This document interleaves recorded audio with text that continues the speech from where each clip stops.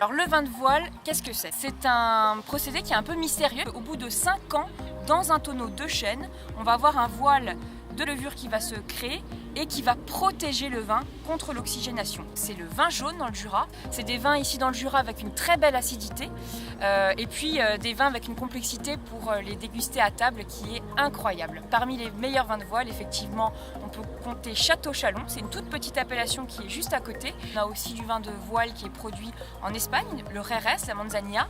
On a aussi du vin de voile qui est produit en Hongrie, c'est le Smarrodny. Jocelyn, tu es chef de service d'œnologie dans le laboratoire départemental du Jura.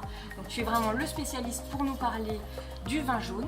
C'est un vin de type oxydatif. Alors le vin jaune uniquement avec le cépage savagnin. Voilà.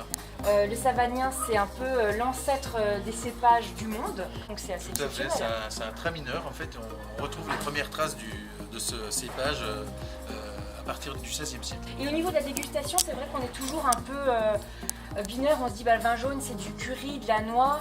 Il y a beaucoup une palette incroyable sur les vins jaunes. Tout à fait. Alors au départ déjà, si tu goûtes le savagnin à son état vin de base, avant qu'il soit mis en tonneau, ce sera des arômes complètement différents de celui du vin jaune. Ce sera très exotique, avec des notes d'agrumes, parfois des notes pétrolées qu'on peut retrouver en Alsace sur du Riesling par exemple. Et après le vieillissement, donc, on va avoir, comme tu dis, des notes de curry. Le Clavelin, en fait, c'est le nom de la bouteille de vin jaune. C'est cette bouteille qui est unique en Europe, en fait, qui fait 62 centilitres. Parce que quand on met 1 litre au départ dans le tonneau, à la fin, on a 62 centilitres. Au bout de 6 ans, il y a une évaporation qui se fait naturelle.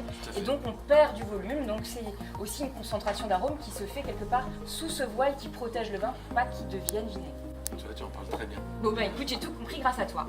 Merci beaucoup. En tout cas, Jocelyn, et puis on se retrouve demain matin pour goûter et puis sélectionner les meilleurs. Ça marche, Caroline. Cette année, la percée du vin jaune a lieu à l'Étoile. C'est aujourd'hui, c'est ce matin. Là, on va percer un fût du millésime 2011. Allons-y.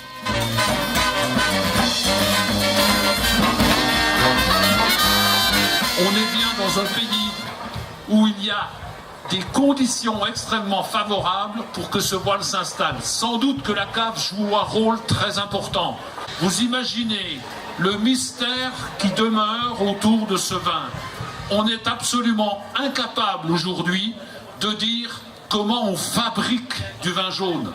C'est le contexte, l'ambiance, le cépage, le savoir-faire du vigneron. Aujourd'hui, le tonneau est porté par des jeunes vignerons. Les vignerons.